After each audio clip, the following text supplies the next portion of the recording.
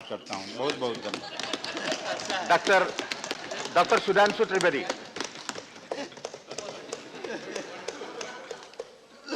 You have 20 minutes from your party. माननीय उपसभापति महोदय, जी बताइए। आज वित्त मंत्री महोदया के द्वारा प्रस्तुत इस बजट के समर्थन में मैं बोलने के लिए खड़ा हुआ हूं। ये बजट कोई सामान्य बजट नहीं है, क्योंकि ये आजादी के अमृत महोत्सव वर्ष में, जिसे प्रधानमंत्री जी ने आगे के लिए अमृत काल शब्द का प्रयोग किया है, उसे बहुत से अमृत तत्व को सन्निहित किए हुए समाज के लिए अनेक कल्याणकारी विषयों को लिए हुए प्रस्तुत किया गया है। देखिए, जब अर्थ की बात आती है तो यह कहा जाता है कि अर्थ का कितना महत्व है। हमारे यहां संस्कृत के सुभाषित में कहा गया है, अर्थ सर्व जगन मूलः अनर्थो अर्थ विपर्ययः। इसका अर्थ होता है कि संपूर्ण जगत के क्रियाकलापों का मूल अर्थ है, फाइनेंस है। इसीलिए अनर्थ शब्द, जो कि सब कुछ नष्ट होने के अर्थ में होता है, वह इसका विपरीत शब्द के रूप में प्रयोग होता है। इसलिए इस बजट के अर्थ को समझने के लिए मैं आंकड़ों के ऊपर बहुत डिटेल में नहीं जाना चाहता, क्योंकि यहां पर सभी लोग विद्वान बैठे हुए हैं और उन्होंने आंकड़ों के बारे में बहुत कुछ जानकारी पहले से है। परंतु इसके अर्थ के इस अभिलेख का निहितार्थ क्या है, इसका भावार्थ क्या है, यह समझने की आवश्यकता है। देखिए माननीय सभापति महोदया, जो विषय यहां पर रखा है वित्त मंत्री महोदया ने और प्रधानमंत्री जी के मार्गदर्शन में, वो तीन मूल भावनाओं से प्रेरित है। पहला, कल्याणकारी योजना और सर्वस्पर्शी विकास। दूसरा विषय, दूसरा अपने आप इससे रिलेटेड पॉइंट आता है, यदि हमें सर्वस्पर्शी विकास और कल्याणकारी योजनाएं आगे ले जानी है तो वो किससे प्रेरित होनी चाहिए? वो प्रेरित होनी चाहिए भविष्य की आवश्यकताओं से, जैसे पर्यावरण संतुलन, ग्रीन एनर्जी और हाई टेक्नोलॉजी। तो अगला चरण, अगला प्रश्न आपके मन में उठेगा कि ये सब यदि संचालित होना चाहिए तो इसके लिए धन की व्यवस्था, संसाधन की व्यवस्था कहां से होनी चाहिए? तो इसमें पब्लिक के साथ साथ प्राइवेट सेक्टर का भी बहुत सक्रिय और सकारात्मक सहयोग के साथ इसमें संसाधन जुटाने की भी व्यवस्था की गई है। तो इसलिए मैं कहना चाहूंगा कि this is a welfare oriented, all inclusive development motivated by the futuristic technologies and high technologies like ecological balance and green energy, with an active and vibrant participation of the private sector also. अब आप कहेंगे कि ये सब कुछ आपने कह तो दिया, परंतु क्या ये संभव है कि ये हम कैसे करेंगे? तो मैं कहना चाहता हूं कि हम लोगों ने यह करके दिखाया है। अभी बजट में विकास की दर 9.2% रखी गई है। कल सुशील मोदी जी ने भी इस बात का उल्लेख किया था कि आईएमएफ ने अभी 25 मार्च को जो अपनी रिपोर्ट दी है, उसमें रिवाइज एस्टीमेट में भी भारत की प्रोजेक्टेड ग्रोथ रेट 9% रखी है। यानी जो हमने स्थापित किया है उसके बिल्कुल अनुरूप है, यह यथार्थपरक है। दूसरा, जो फिस्कल डेफिसिट था, वित्तीय घाटा, जिसका लक्ष्य 6.8% रखा गया था, वो 6.9% है। यानी वो भी हमने लगभग पूरी तरह अटेन किया है। जबकि यह फैक्ट है कि हमने इसमें मैसिव कैपिटल एक्सपेंडिचर भी बढ़ाया है और इस वर्ष 34% से अधिक की वृद्धि की है। इसके बावजूद वित्तीय घाटे पर नियंत्रण, मेरे विचार से इसके लिए वित्त मंत्री महोदया साधुवाद की पात्र हैं। एक और बात भी है कि टैक्स कलेक्शन का जो टारगेट था वो 22.17 लाख करोड़ रुपए था, जिसे बाद में रिवाइज करके 25.16 लाख करोड़ रुपए किया गया, और जो एक्चुअलाइज हुआ दैट इज 26.13 लाख करोड़। यानी जो हमने तय किया उसके आगे तय किया, फिर उससे कहीं बेहतर हमने रियलाइज किया। यह इस बात का प्रमाण है कि हमारी योजनाएं और अनुमान और वित्तीय प्रबंधन सब ठोस तथ्यों पर आधारित है। एक फैक्टर और भी है, जब हम इस विषय पे बात करते हैं, अभी स्टेट बैंक ऑफ इंडिया का एक सर्वे आया जिसके अनुसार 2017-18 में भारत की जो इनफॉर्मल इकोनॉमी थी, जो लगभग 52% के आसपास थी, वो अब 15 से 20% के आसपास हो गई है, जो अधिकांश विकसित देशों के पैरामीटर्स के अनुरूप है। इसका अर्थ यह हुआ कि ये जो निरंतर प्रयास विगत 2-3 बजट के द्वारा किया गया है, वो अपना प्रभाव दिखा रहा है और अर्थव्यवस्था एक नए स्वरूप और नई शक्ति के साथ युक्त हो रही है। परंतु मैं यह भी कहना चाहूंगा महोदया कि यह सब हमने किस समय अचीव किया है। जब अनेक प्रकार के आरोप प्रत्यारोप सरकार के ऊपर लगते हैं, तो मैं कहना चाहूंगा, यह बताइए, इस समय जब विश्व मनुष्य जाति के ज्ञात इतिहास की सबसे बड़ी चुनौती का सामना कर रहा था, 200 देश कोविड से affected, in the documented history of world, nowhere you can find any reference कि 200 countries are facing the same problem। और इतना ही नहीं, अर्थव्यवस्था के फ्रंट पर सन 2020 का वह वर्ष जब इंग्लैंड की ग्रोथ रेट -9.3, अमेरिका की -5.6, इटली, जर्मनी, फ्रांस -10, और उसके बाद यह कहा जा रहा है कि इस परिस्थिति के लिए प्रधानमंत्री मोदी जी जिम्मेदार हैं। मेरे विचार से इतने प्रबुद्ध लोग जो विपक्ष में बैठे हुए हैं, जो अनेक बार विदेश गमनागमन में संलग्न अनेक नेता हैं, कम से कम उनको तो इस बात का ध्यान रखना चाहिए कि पूरे विश्व की अर्थव्यवस्था, विश्व के इतिहास में कोई एग्जाम्पल बताइए जब all G7 countries are having negative growth rate, उस दौर में। और हम इकलौते ऐसे देश थे जब देश के अंदर भी सब मोदी जी पर आक्रमण करने के लिए खड़े हुए थे, परंतु उन्होंने जिस दृढ़ता से परिचय दिया है, चाहे कोई साथ खड़ा था नहीं खड़ा था। मुझे महादेवी जी की कविता की वो पंक्ति याद आती है जो प्रसिद्ध कविता थी, पंथ होने दो अपरिचित, प्राण रहने दो अकेला, अन्य होंगे चरण हारे, और हैं जो लौटते दे शूल को संकल्प सारे, चिरवृत्ति निर्माण उन्मद यह अमरता नापते पद, बांध देंगे अंक संस्कृत से तिमिर में स्वर्ण बेला, पंथ होने दो अपरिचित, प्राण रहने दो अकेला। आगे विचार किया गया बजट में, तो एक और तथ्य जिसकी तरफ लोगों का ध्यान नहीं था। लोग कहते हैं साहब एक्सपेंडिचर के लिए फर्दर लोगों को क्यों नहीं पैसा उपलब्ध कराया जा रहा है। सब प्रकार की व्यवस्थाएं सरकार द्वारा की गई, परंतु एक फैक्ट भी है, पिछले एक वर्ष में जो इंडिया की हाउस होल्ड सेविंग है वो 7 लाख करोड़ रुपए बढ़ी, और हाउस होल्ड डेट 18,000 करोड़, और यहां तक कि जो 45 करोड़ जनधन अकाउंट हैं, जिसमें सबसे गरीब और वंचित और निर्धन लोगों के अकाउंट हैं, उसमें सेविंग्स में 39,000 करोड़ रुपए की वृद्धि हुई है। यह इस बात का प्रमाण है कि पेंडेमिक के इस दौर में एक मनोविज्ञान है कि जनता अभी बचत की तरफ ज्यादा ध्यान दे रही है, क्योंकि उन्हें लग रहा है कि शायद कोविड काल पूर्णतः समाप्त हो जाए, तब वो सामान्य आर्थिक गतिविधियों में आएंगे। और वित्त मंत्री जी ने पूरी संवेदना के साथ इस विषय का ध्यान रखा है कि उन्होंने ना कोई टैक्स लगाया है, ना इंटरेस्ट रेट में कोई कमी की है, यानी जनमानस की उस भावना का पूरा सम्मान उन्होंने यहां पर किया है।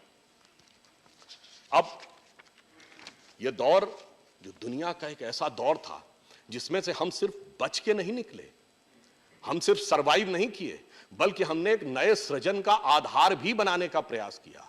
यह हादसा था, हादसा बड़ा खौफनाक था, पर ऐसा नहीं कि हमने हिम्मत हारी। मैं कहना चाहूंगा कि हमने किस विचार का ध्यान रखा कि हादसों का दौर है तो क्या मुस्कुराना छोड़ दें और जलजलों के खौफ से घर बनाना छोड़ दें। इसलिए हमने एक नई व्यवस्था का निर्माण भी शुरू किया, और व्यवस्था के निर्माण का आधार क्या बनाया? वो आधार जो प्रधानमंत्री जी ने नींव रखी है, जो वित्त मंत्री जी ने अपने बजट में प्रावधान किया है, गति शक्ति। गति शक्ति में चाहे रेल हो, रोड हो, एयरपोर्ट हो, पोर्ट हो, लॉजिस्टिक सपोर्ट हो, मास ट्रांसपोर्टेशन हो, ये 7 इंजन्स ऑफ ग्रोथ जो हमारे एक भविष्य में बड़े भव्य भवन का आधार बनाते हुए दिखाई पड़ रहे हैं। फिर 25,000 करोड़ रुपए नेशनल हाईवे के लिए हो, या रेलवे में एक प्रोडक्ट एक स्टेशन बनाने का हो, यानी भारत के अंदर जो एक सृजनात्मक क्षमता है उसका अर्थ जगत में कैसा प्रयोग किया जाए, उन सारी चीजों का भी ध्यान रखा गया। फिर चाहे मैं बहुत विस्तार में न जाते हुए एमएसएमई में ECLGS को 2023 तक बढ़ाना हो, 5 लाख करोड़ का कवर देना हो, और यह तय करना हो, जो प्रधानमंत्री जी ने भी बोला था कि 200 करोड़ रुपए से अधिक के टेंडर ही ग्लोबल होंगे और उसके नीचे भारतीय कंपनियों और इसका सर्वाधिक लाभ एमएसएमई को ही प्राप्त होने की संभावना है। और मेक इन इंडिया में 60 लाख जॉब क्रिएट होने हो, 400 वंदे भारत ट्रेन चलनी हो, क्या इनमें से कोई भी जॉब क्रिएशन के बगैर होगा?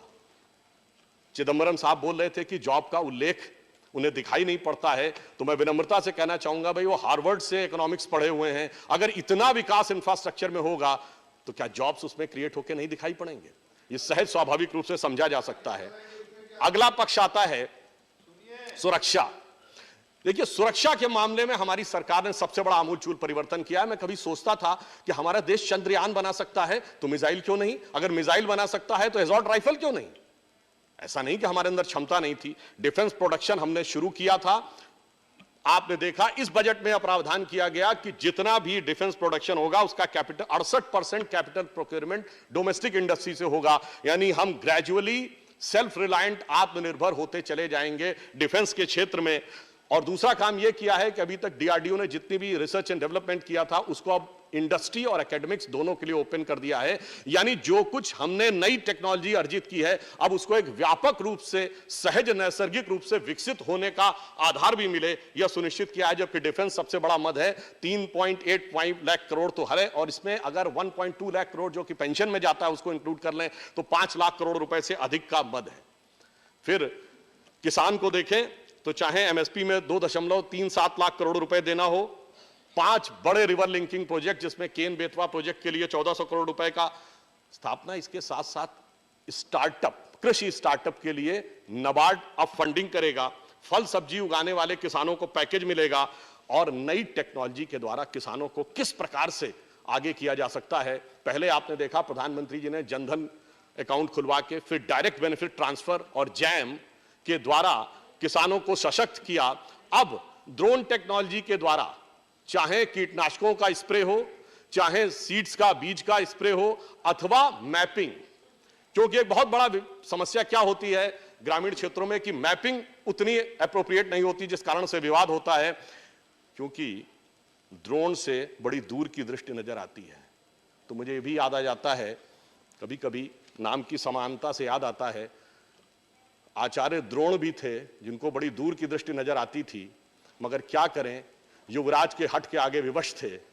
ऐसे ही कुछ एक अनुभवी दूरदृष्टि वाले व्यक्ति हैं उधर भी, मगर इतिहास ऐसा है कि आज भी वो युवराज के हट के आगे विवश है।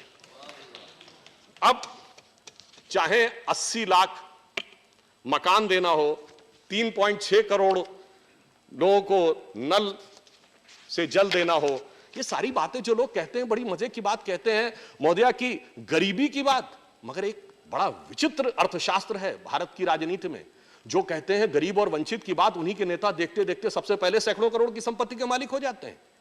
कोई गरीब गुरबा का परिवार, गरीब गुरबा की राजनीति करने वाला आज सबसे अमीर परिवार, एक वंचितों शोषितों की नेता सैकड़ों करोड़ की नेता, एक मजदूर किसान के लोग सैकड़ों करोड़ का। तो उनका अर्थशास्त्र अलग है, अर्थशास्त्र को देखने का नजरिया भी अलग है, इसलिए उस पर मैं कोई टिप्पणी न करते हुए आगे कहता हूं कि यदि हम फ्यूचर में और आगे बढ़ें तो मैं एक बात कहना चाहता हूं। आज 10 फरवरी का दिन है, शायद बहुत से लोगों को नहीं ध्यान होगा, 26 साल पहले 10 फरवरी 1996 को उस समय के शतरंज के वर्ल्ड चैंपियन गैरी कास्परोव ने आईबीएम के कंप्यूटर डीप ब्लू के साथ शतरंज की पहली बाजी खेली थी।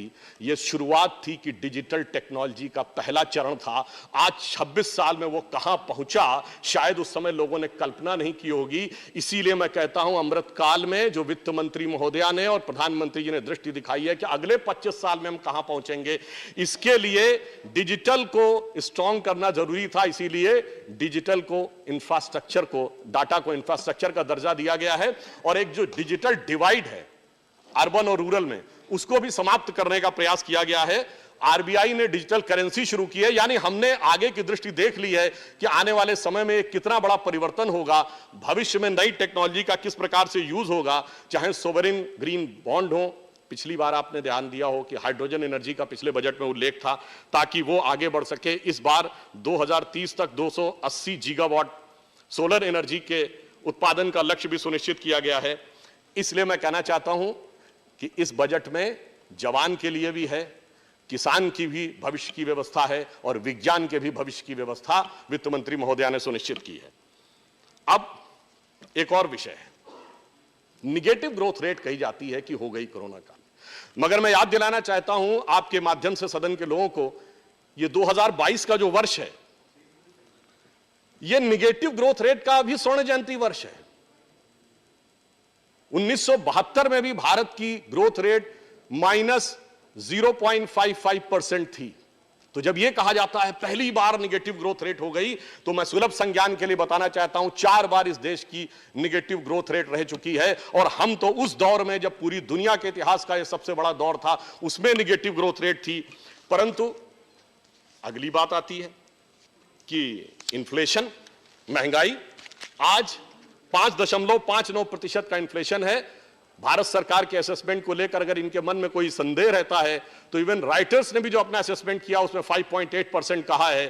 पर मैं याद दिलाना चाहता हूं, जब यह कहा जाता है भारत के इतिहास की सबसे बड़ी महंगाई, तो हम भूल जाते हैं कि डबल डिजिट इन्फ्लेशन इस देश में कितनी बार रहा है। 2010, 2009, 1997, 1995, 1994, 1992, 91, 83, 81, 80 और 74 में 28%, 73 में 17%, 28% और 17% का रेट ऑफ इन्फ्लेशन इस देश में रहा है। और देश में 2019 का और 2004 का ही चुनाव ऐसा था जब महंगाई मुद्दा नहीं बनी, वरना हमेशा महंगाई मुद्दा बनती थी। और इतना रहा है उस दौर में महंगाई कि जनमानस के लोकगीत और रंगमंच में महंगाई उल्लिखित हो जाती थी। हम सबको याद होगा, सखी सैया तो खूब ही कमात है, महंगाई डायन खाए जाते, किसके जमाने में बना था?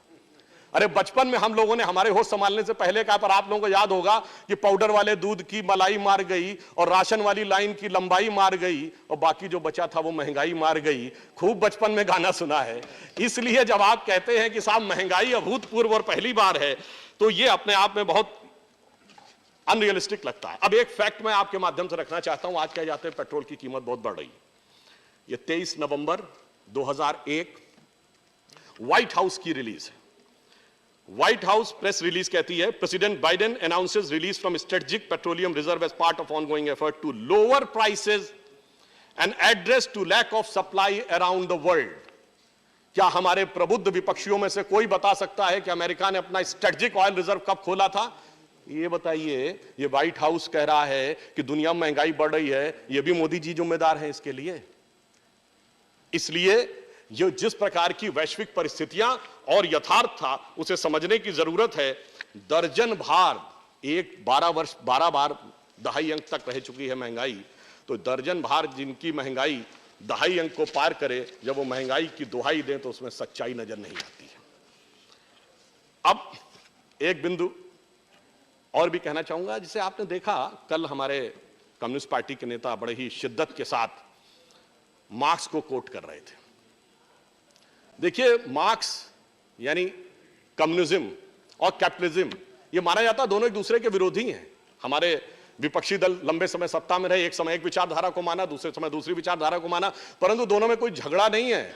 सब कहते हैं कि धन संसाधन है, प्रकृति का भयंकर दुरुपयोग करो, जितना हो उतना अधिक से अधिक पैसा होगा, सिर्फ वही सुख का कारण बनेगा। और धन एक संसाधन है, मानव भी एक संसाधन है, प्रकृति भी एक संसाधन है, केवल ओनरशिप का झगड़ा है। एक कहता है सरकार के पास रहना चाहिए, एक कहता है प्राइवेट रहना चाहिए, बाकी दोनों पूर्णतः भौतिकवादी हैं।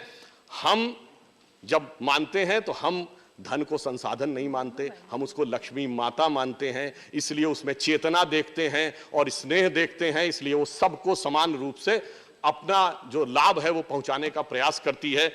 ये एक अंतर है हमारी सोच और उनकी सोच में, जो मार्क्स की सोच है और जो भारतीय सोच है। इसीलिए धन जब सिर्फ संसाधन होता है तो उसका आसन किसी भी कुशासन में, किसी भी दुशासन की तिजोरी में हो सकता है। Honorable member, you'll have to start winding up. Yes, 1 minute. I will stand. You have 1 minute.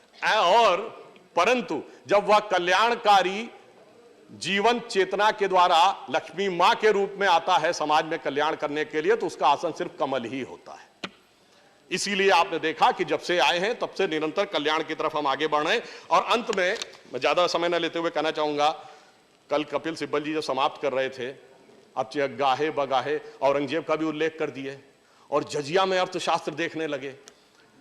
अब क्या करें, फितरत ही ऐसी है कि जब कांग्रेस के लोग बोलते हैं तो कहीं ना कहीं वो उल्लेख कर ही देते हैं। तो हम भी सिर्फ ये कहना चाहेंगे, हम जब अर्थशास्त्र का संदेश लेते हैं तो कहां से लेते हैं? भगवान राम के उस सिद्धांत से जो कहते हैं कि टैक्स कलेक्शन कैसे होना चाहिए। जैसे कि सूरज करता है, वो नल जहां सरोवर है उससे ज्यादा पानी लेता है, नदी से ज्यादा लेता है, मिट्टी थोड़ी है उससे कम लेता है, परंतु जब बरसाता है तो सब पे समान रूप से बरसाता है। जिसे तुलसीदास जी ने लिखा है, बरसत हर्षत सब लखें, करशत लखे न कोय, तुलसी प्रजा सुभाग से भूप भानु सम होए।